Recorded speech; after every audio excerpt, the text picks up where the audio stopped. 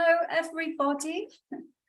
Welcome to all of you who are joining us live this evening. It is Tuesday, 7 o'clock Pacific time, and you're tuning in to Unlocking Your Truth with Dr. Leslie and with Corey. Hello, everybody. Sorry about we had to get rid of some ghosts on our computer. Unlocking Your Truth is a talk show about metaphysics and spirituality. Every week we have a different topic that we discuss and open up to our live listeners' questions. Now, we do broadcast on CIVL on 101.7 FM across the Fraser Valley in British Columbia, but we also pre-record the show a week in advance, and that's how our live audience can join by following my YouTube channel, Dr. Leslie Phillips's YouTube channel, or by joining the Awaken Your Psychic Abilities Facebook group. And the show is live streamed onto both of those venues, and so you're very, very welcome to join us. And usually the show goes like this. We have a sort of beginning session where we discuss the topic. Sometimes that rolls over into the second section. Sometimes we do even meditation in the second section. And then the final part of the show, we answer your questions. And sometimes in the middle we do as well. So, Oh boy. so today it is a topic that we've talked about in the past.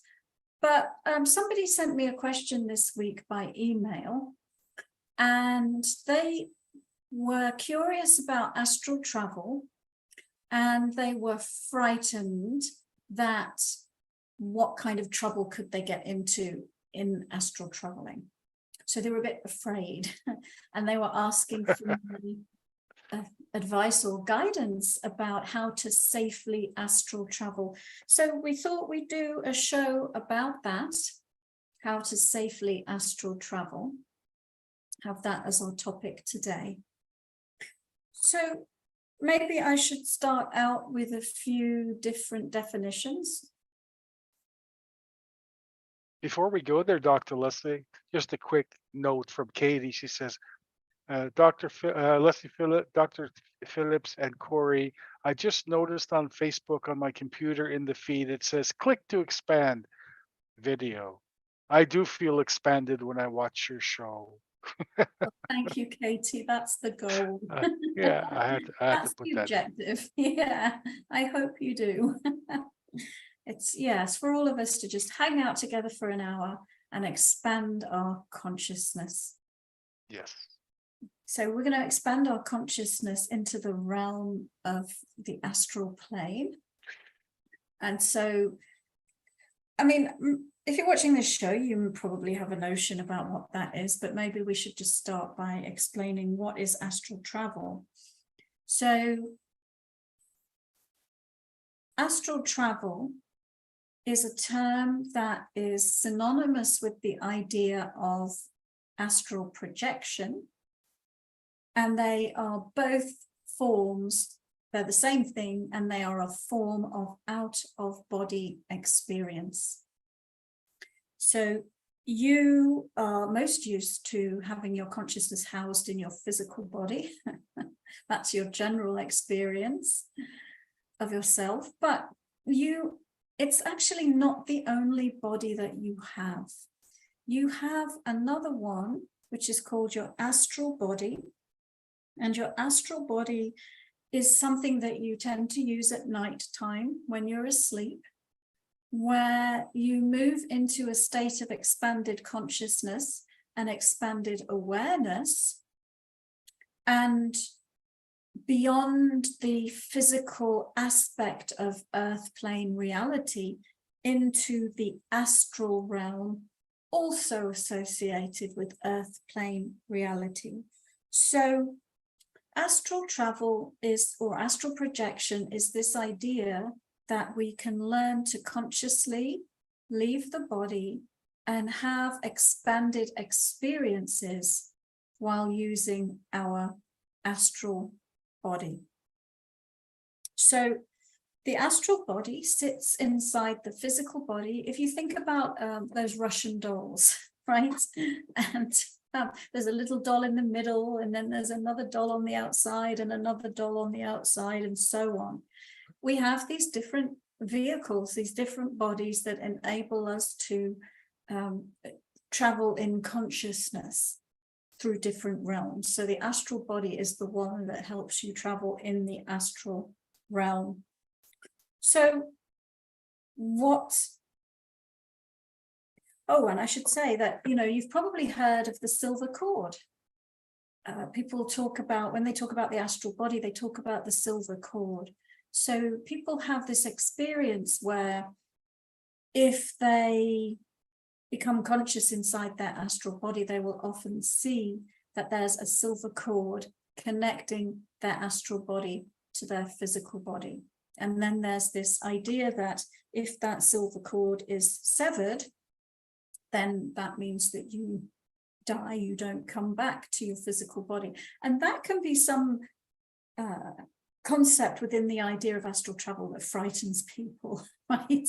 Because what if I can't get back into my physical body? What if for some way my silver cord is severed and I'm stuck? And so I would just say you don't need to really worry about that. That the silver cord in a way is just a way of you perceiving of the connection that exists between your soul or higher being and these projected expressions of yourself on earth and in the astral plane. And so none of us really dies before our time, before we're in agreement with it. But that can be something for people to get over if they've heard about that silver cord. So we've talked about the astral body, the physical body. So let's talk a little bit about the astral realm and what is the astral realm, because the astral realm tends to be where we go when we astral travel.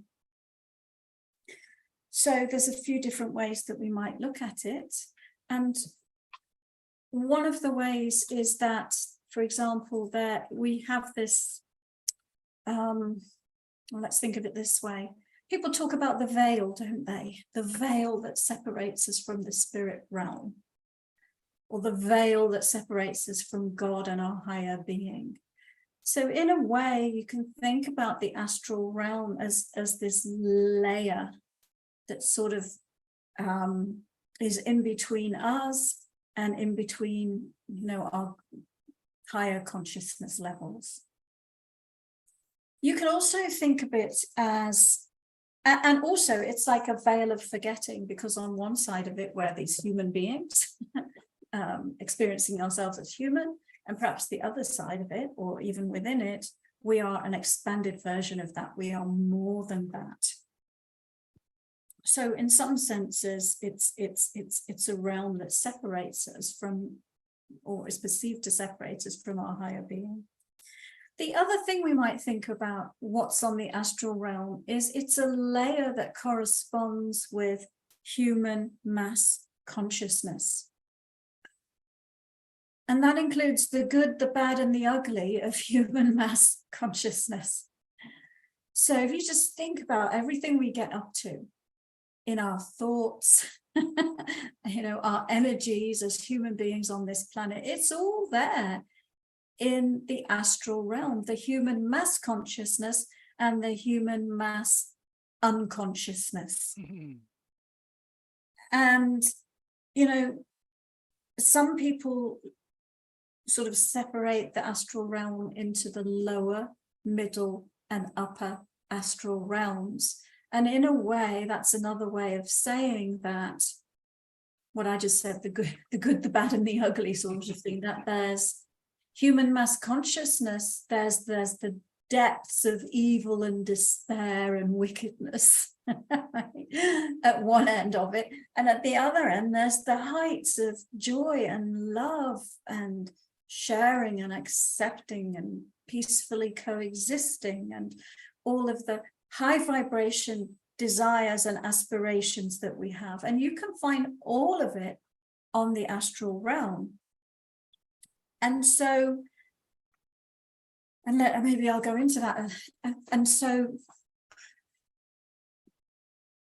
you know, where you end up when you travel in the astral realm is based on your frequency, partially, right? So in some senses, if you go there in a state of fear, you'll end up in the lower astral realm. If you go there in more of a state of love, you will end up in the upper astral realm. So part of safe astral projection is dependent on your frequency and your vibration, just as we often talk about in our, you know, physical waking life. We're always talking about our vibration and keeping our vibration high. It's the same thing in the astral realm. The law of attraction is operating. You attract what you are. You attract who you are being. The vibration that you are is what you will encounter on the astral realm. So you've probably might have heard of books like the Egyptian Book of the Dead or the Tibetan Book of the Dead, and they talk about, you know, this journey when you pass away, traveling through the different realms of consciousness, rising above and beyond the earth plane reality through these levels of the astral realm.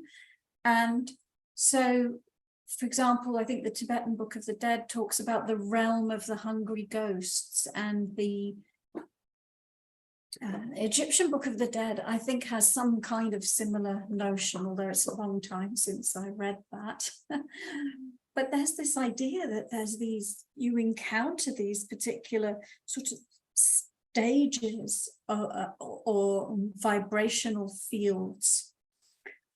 And that is part of the astral realm, does contain the unresolved parts of individuals that have passed on and of humanity as a whole. So think about somebody who passes away and has really done a good job of healing themselves.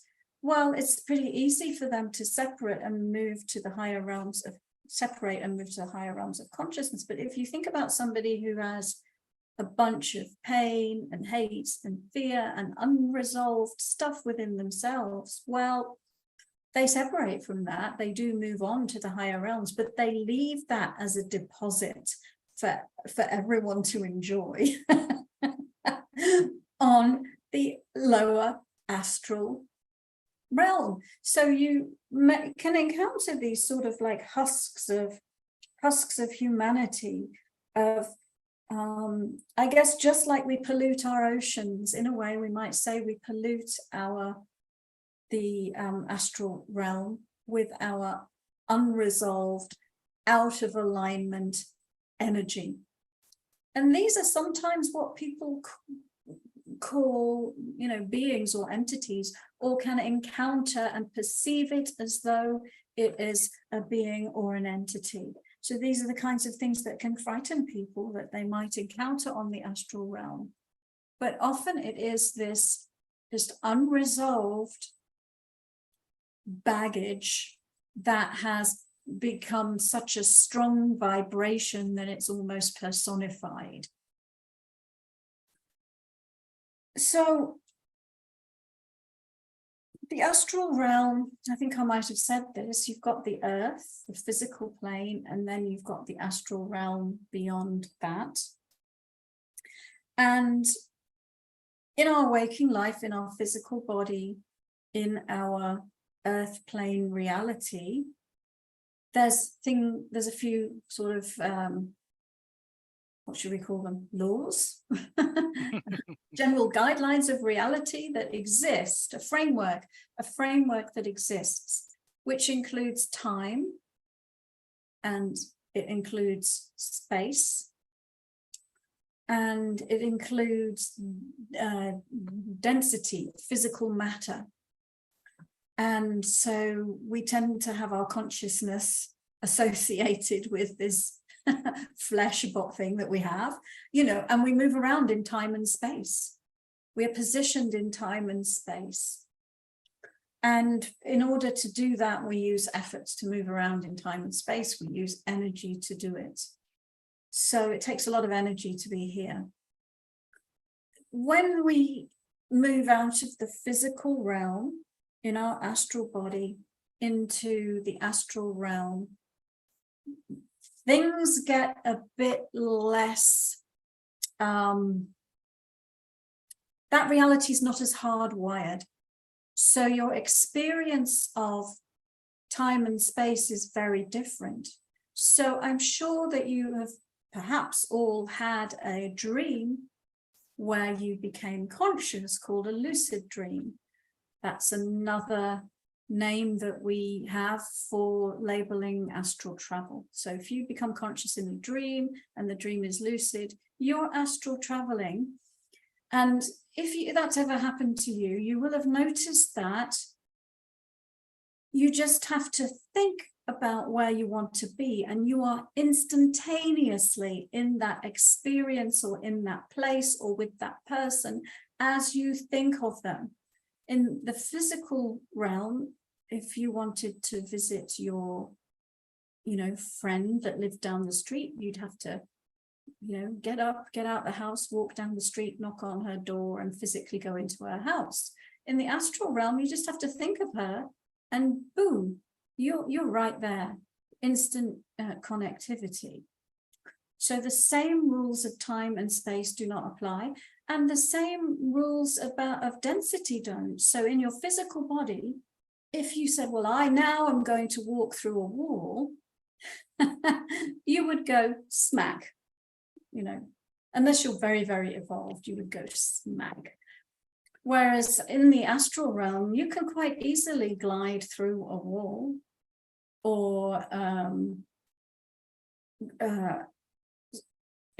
travel above the earth like Superman, or under the waves like Aquaman without breathing apparatus. You can do all of those things that we can't necessarily do in our physical bodies. Maybe some of those superheroes were inspired by astral travel, who knows? So back to this, the original question was, well, how do you do this safely? So first of all, you do it all the time.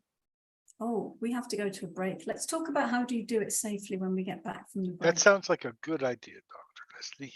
See you in a few minutes.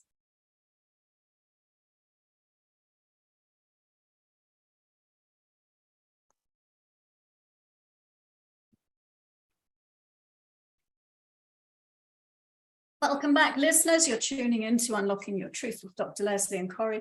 And tonight's topic is astral travel. And in response to a question that somebody asked me this week, how do I do that safely? Somebody was a bit frightened. I have that question right here. I think it's worth reading. It says, this is from Mark. He says, since 2016, I've been curious about astral travel. At the same time, I tend to be nervous about it. I'm a Christian. My wife is nervous of me trying it. I understand where she's coming from. What worries me is the chance of my experience being a negative one. Is this normal? Okay. So is it normal? I would say yes. You're just being a normal human there, Mark.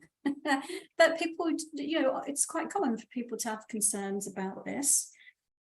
And one of the concerns is, will I be able to get back into my physical body? And I think one of the fears is of the unknown. It's, we think it's something I don't know and I won't know what to do or how to handle it. Or a fear can be, well, I might see some evil monster, get myself into some situation that's just like a horror movie. So we'll talk about that. But the first thing is, we say, people say, oh God, I'd really love to astral travel. Oh, how do you do it? We're all doing it all the time. We just don't recognize that we are. We are all doing it all the time. Every night when you go to sleep, you are astral traveling. When you're dreaming, you're astral, most times when you're dreaming. There is a type of dream which is just your body processing stuff, but mostly you're astral traveling. People also can be astral traveling and not know it when they're awake. You know, I remember a friend of mine telling me that she was driving in England past a field of sheep, and all of a sudden she found herself in the field with the sheep.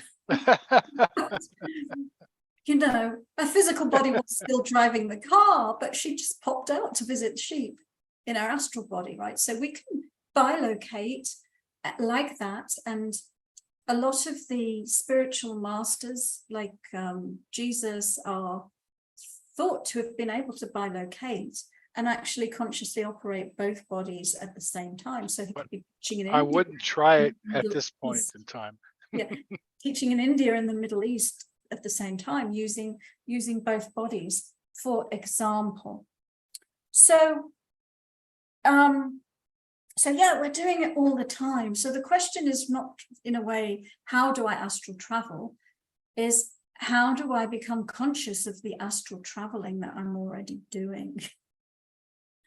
You know, and then how do I make sure that my experience is a positive one? So I think I'll answer, in a way, the second part of that first, which is it's vibrational. So,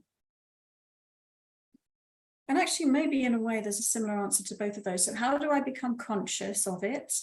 And how do I make sure it's a positive experience? So how can I have a positive conscious experience of being out of the body? So it's vibrational. So, and I would say it's intentional and it's vibrational. Intentional in that I intend to become consciously awake and aware of my astral experience while I'm in the astral experience. And I intend it to be a positive experience. And I go into it with a sense of adventure, excitement, passion, and expectation of that positive experience. Because like I was saying in the first part of the show, that you basically, navigating the astral realm is vibrational. So if you are bringing a positive, higher vibrational frequency, you will naturally be like the oil that floats on the water into the higher realms of experience. But if you're bringing with you fear and hatred and other densities, then you'll sink like a rock, and you'll find yourself in the realm of the hungry ghosts, or you'll find yourself, you know, in the realm of the husks of, you know, it's not lost souls, it's unresolved, out of alignment energy that people have left behind. So how to be safe? Actually, ultimately, I would say work on yourself, heal yourself, clear the density from your system so that you can go into it with that positive expectation. How can I become conscious and have lucid dreaming experience, conscious astral travel? There's 1,000 techniques to do it. And there's books that have been written about that. One of the ones, a few of the ones that have worked for me is if you can set the intention to be conscious while you're dreaming. You can keep a dream diary so that your focus is very much on your dream life, your dream experience, and what is happening in it, because what you focus on expands. And then you can increase your chances if you can manage to wake yourself up and go back to sleep in the middle of a REM cycle. And then if you do manage to become awake in your astral experience, there's cues that you can look out for that tell you this is what's happening. And so one of them is looking at a clock or some kind of number sequence, because in our world, if you look at a clock or a number sequence, well, it's the same every time you look at it. But on the astral plane, it will be different every time you look at it, because time doesn't operate the same. Mathematics doesn't operate the same. So that can be a clue. Oh, I'm astral traveling. If you find yourself flying, that could be a clue that you're astral traveling, you know, or just, I don't know why I was holding my hands like this, because I think there's, you know, it's looking down and focusing on your hands and just really feeling yourself into the experience. And so first of all, you can find yourself in the dream experience, where the dream projections are at play. You know, it could be anything. It could be anything that you find yourself in or doing in the dream experience, which it's a projection of consciousness, just like your physical reality is actually. It's a projection of consciousness. So, but what you can go beyond the projection of consciousness to the pure experience within your astral body.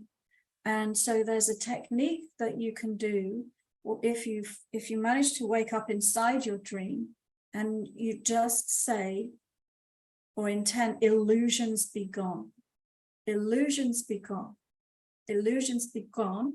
It cancels out the thought projection that's happening, and then you find yourself in your astral body, sort of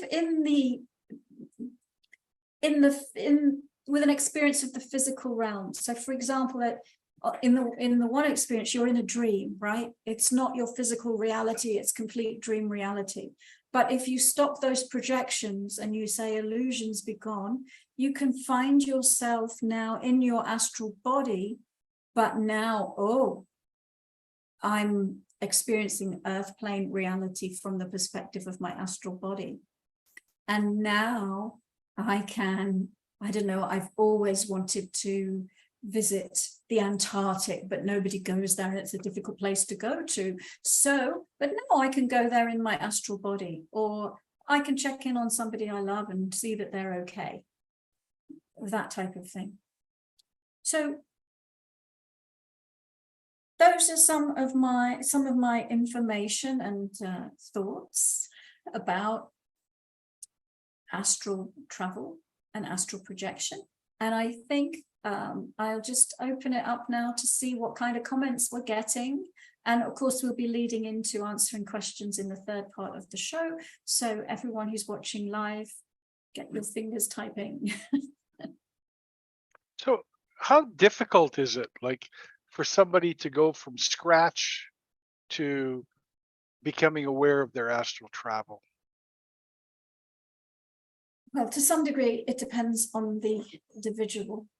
But I would say it's like anything, it takes focus. So if it's something that you really, really want and you're really, really passionate about, then I would suggest keeping a dream diary.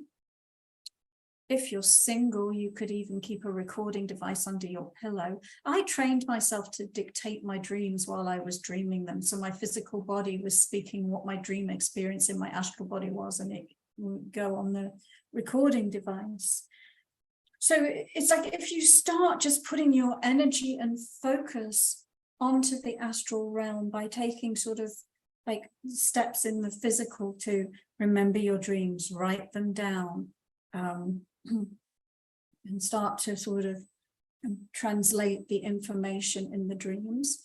And then every night before you go to sleep, set the intention. You can set the intention of what you want the dream experience to be. If you have a problem that you want to solve, or an experience that you want to have, which could include becoming conscious. And so I would do that every night as well before you go to sleep. There are some other techniques, which is when you sleep, training yourself that when you sleep in a particular position, you will consciously astral travel. Going to sleep with a visual of a gateway or a threshold that you go through, or a tunnel that you go down, or a staircase that you climb. And then as you go through a doorway, you move from one realm to another. There's so many different techniques. And I think it's just, but I would just say it's like that idea of joining the gym. If you don't go to the gym, your body doesn't change. So it's developing a consistent focus that will do the trick. In my experience, I would also say, oddly enough, I've had some of my most profound experiences when I've been severely jet lagged. I don't recommend that as a technique, but you like, you know, when you're really jet lagged and your system is just messed up, sometimes that can be prime conscious astral travel experiences. So I think, you know, the answer to your question, Corey, is it depends on the person. And how long does it take? It depends on the person, but the recipe is consistency, focus, intention. But it's doable. I mean, Yeah, it's not like you have to be magic in order to. You don't have to be magic in order to learn how to astral travel. I believe that anyone can learn how to astral travel. Some people might have blocks in their belief system. And that's another thing that we didn't really talk about. You know, like the chap who asked the question sort of started out, well, I'm a Christian. So let's say you belong to a belief system that says, well, we're just the body and that is all we are. And anything else is sorcery or evil or the work of the devil. Your belief system might block you from becoming conscious of your astral travel because you don't want to believe that you're evil or venturing into realms that you shouldn't go.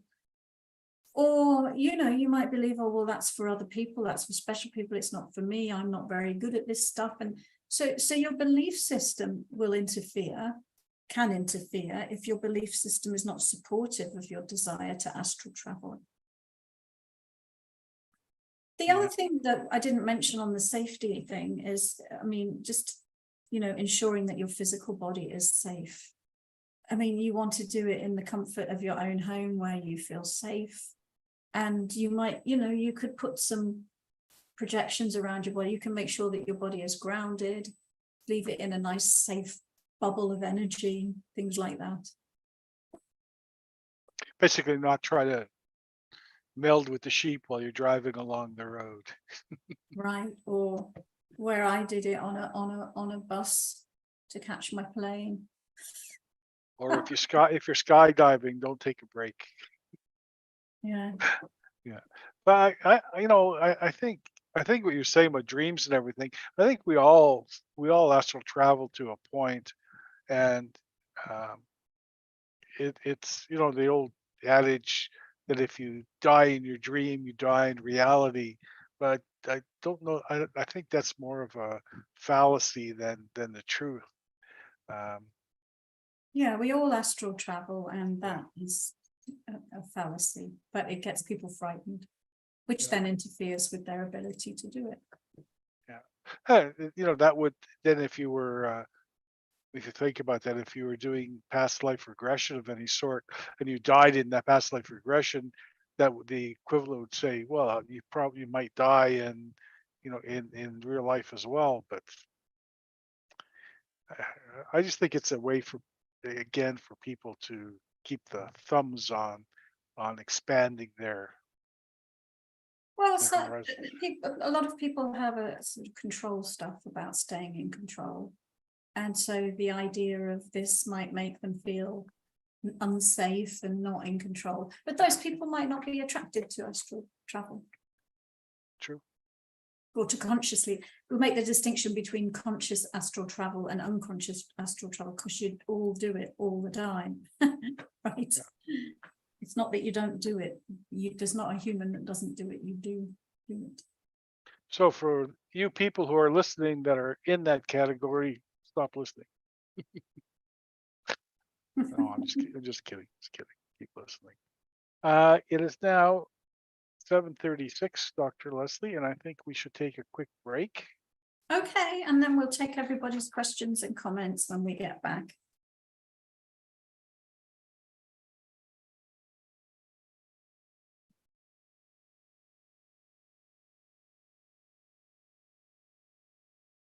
Welcome back, everyone, to Unlocking Your Truth with Dr. Leslie, talking about how to safely astral travel or astrally project. Now we're taking your comments and questions. I'm excited to find out what you've all written. Should I play some music? Okay, we got a question from Lorraine. Lorraine says, can you only travel when you're asleep but never when awake? No, you can travel when you're awake. So I didn't really mention that, but you can develop, I sort of did, because I talked about the spiritual masters who can bilocate. But no, you can consciously move your astral body out of your physical body while you are awake and shift your consciousness between the two bodies. You can absolutely do that. That's something that I don't know if I sometimes teach my students how to do that. I guess if the next course I'm doing is a channeling course, but after that I might do, after sufficient rest from creating the channeling course, I might do an astral travel course. But no, you absolutely can do it while you are awake. And you know, I do a type of healing called an astral body healing as well, where I take out the person's astral body while they're sitting there awake and work on it and then put it back in. So no, it's not only, most of us do it by default when we're asleep, but if you develop yourself, you can learn to do it while you're awake. Very interesting. Next question is from Brian, and he says, why do we astral travel in our dreams or sleep? Not much to experience in the body during that time. We get bored, or is there some higher purpose to astral travel in our sleep? Okay, so let's think about how to answer that question. So remember, you know, you think of it from the perspective of the human aspect, and it's the human aspect that's sort of traveling beyond itself on an adventure. But you exist in all realms of consciousness already. So, so it's a way of you merging back into greater aspects of yourself, or more expanded aspect of yourself.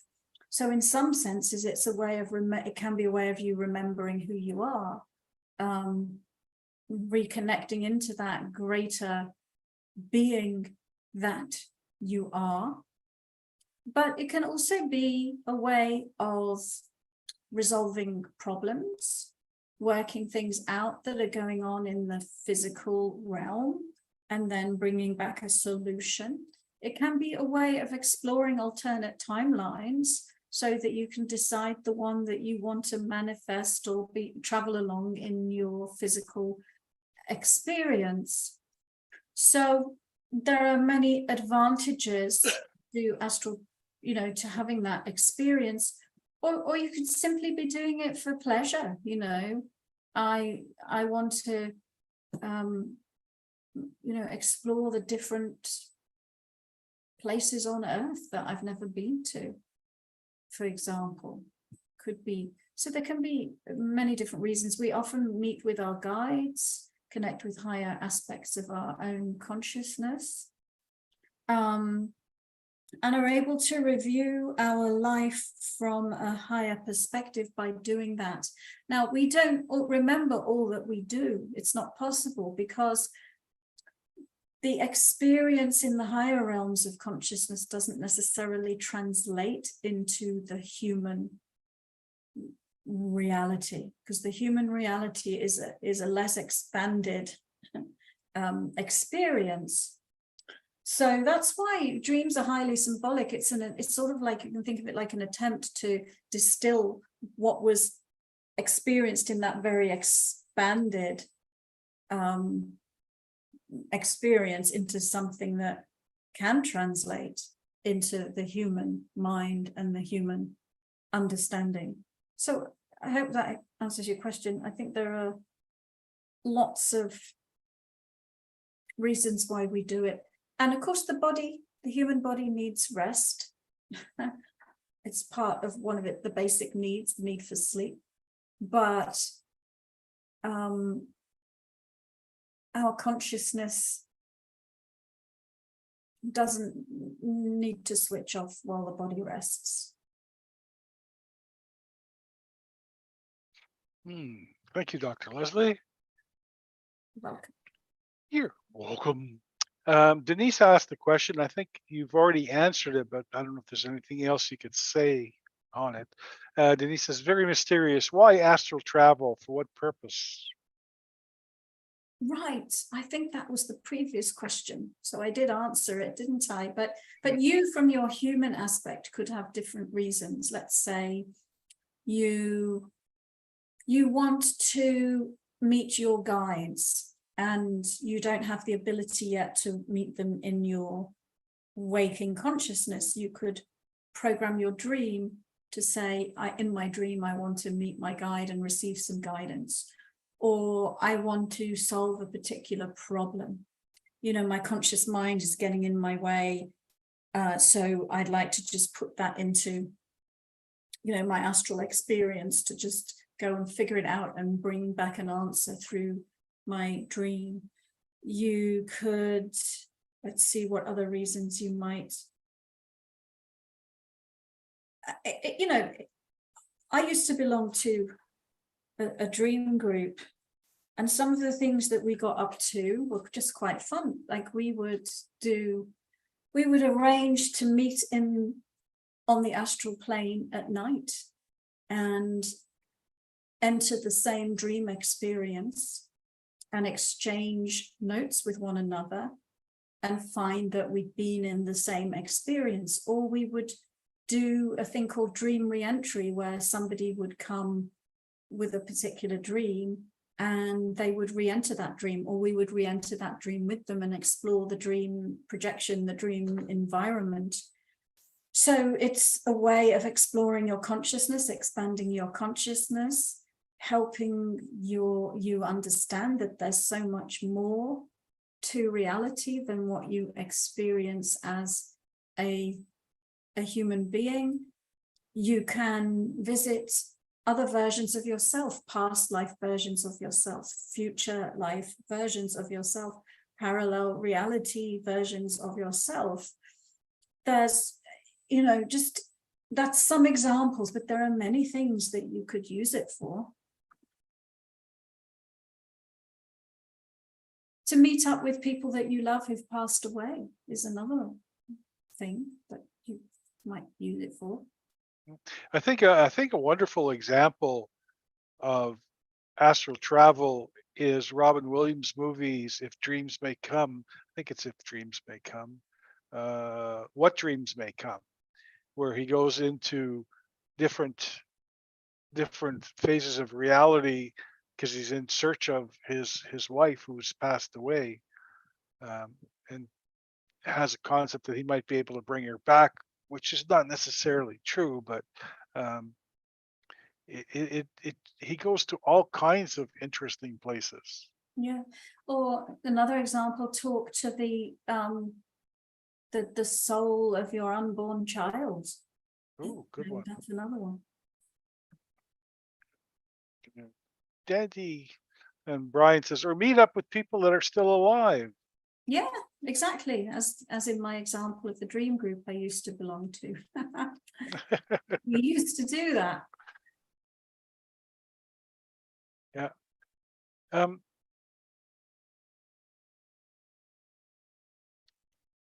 With with different people, what's the I guess if you want to call it, what's the toughest case that you've ever had with somebody trying, or the real blocks to it? I know you talked about blocks a little bit. Look, can you talk on blocks just a little bit? Okay. Well, let me see. I mean, I don't know that I can come up with, like, when you said what's the toughest case, but I might be able to come up with some examples of challenges that I've observed. So somebody bringing in a disturbance from their astral experience and then going into an emotional meltdown because of that. So it's sort of like having an astral, like it's like what stays in Vegas, what happens in Vegas stays in Vegas, what happens on the astral stays in the astral. But then if bringing that in and then having, wearing that energy like a cloak. So I think the example I'm thinking of, somebody brought in the energy of I can't remember now if it was a past life aspect or some kind of just shaman that they, with a wolf energy, and then they brought it into their current body, and it was very restrictive, and so it made them very, very frightened because they felt really different than they felt before they did it, and not in a good way, for example. And that's in a way that's an example of what I'm talking about, that if you bring fear into the equation, then you can get stuck. So the best protection is not to be afraid.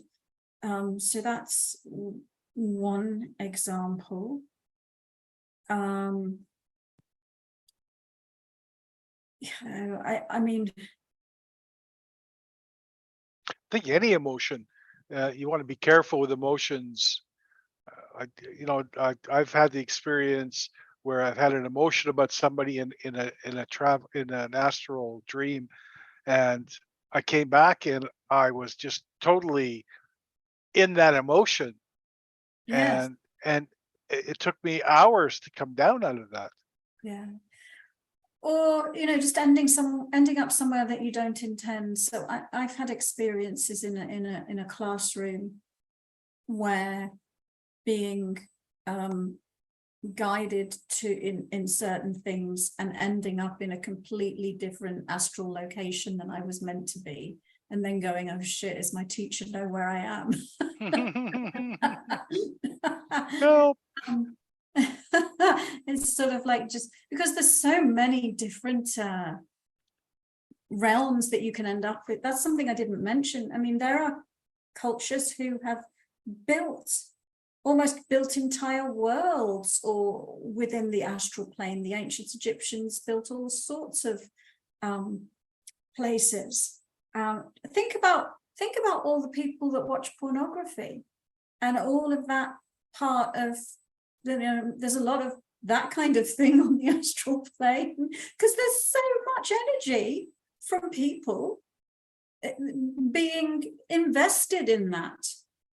So yeah, hopefully that gave you a few little examples, Corey. I hope so. Brian has another comment and question.